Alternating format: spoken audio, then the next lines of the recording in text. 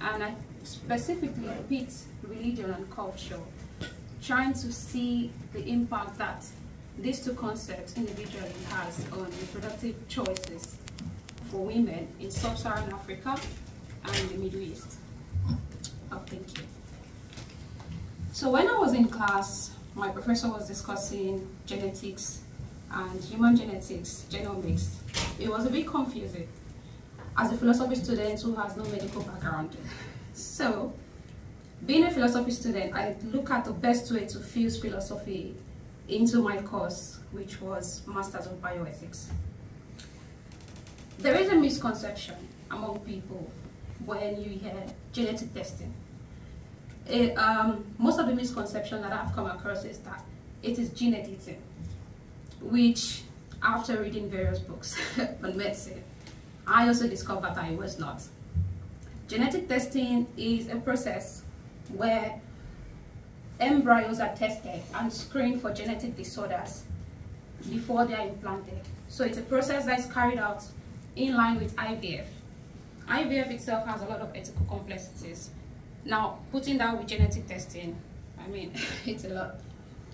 I'm looking at the impact of culture, specifically of the Yoruba people, and looking at the concept of Ori, which, yeah.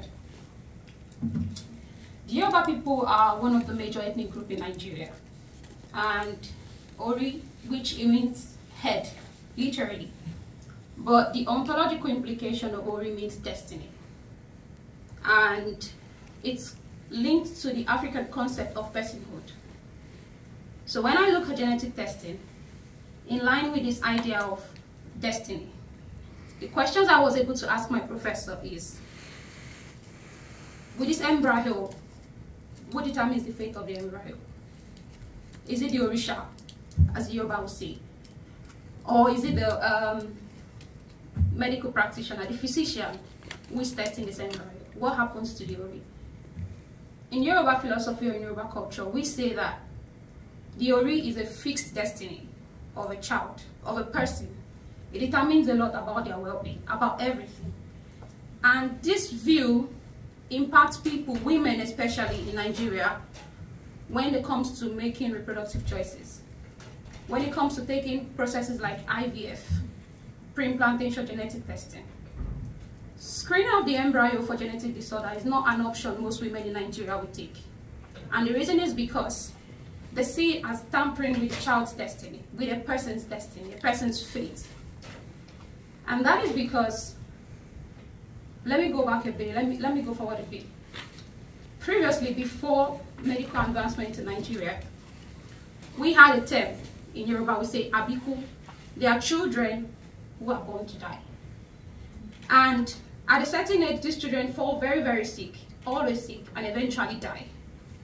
So they generally say that's God's will for the children to die. But through medical advancements, we discovered that these children were dying because they're carriers of sickle cell, and not because God has destined them to die. So I begin to look at the question, how does this cultural belief influence women to make choices that will impact the life of generations? My question that I raised looking at this topic is, how do we prevent suffering? Looking at medical intervention, having people to take them and still balance them with their cultural beliefs. For me, I didn't see too much of a balance anyways. But then I'm looking at how do the belief impact decision. Yesterday, the speaker who spoke on genetic testing in Iran said that physicians were not allowed to tell their patients about genetic screening unless they ask. But how many lay people know about genetic screening? So how do we balance public education with consent? How do we balance that with religious laws, regulations, legal restrictions, and having people to also know of these processes? It's very difficult. What you don't know, you cannot ask. And what you cannot ask affects you. I'm a physician. I know that your child is going to be a carrier of cystic fibrosis. I cannot tell you. I'm not allowed to tell you unless you ask, but I don't know.